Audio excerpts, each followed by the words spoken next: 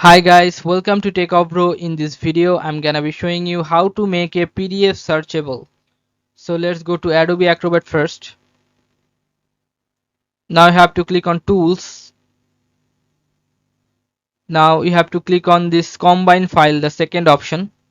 Click on open. Now choose add files.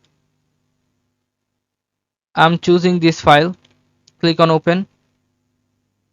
Now click on combine.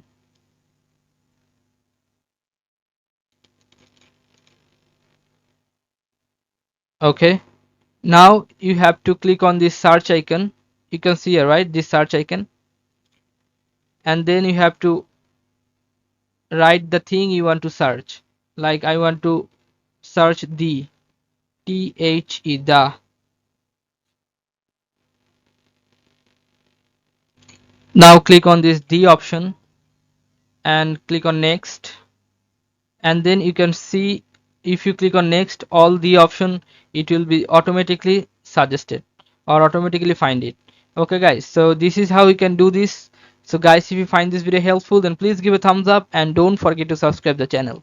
Thank you so much for watching the video.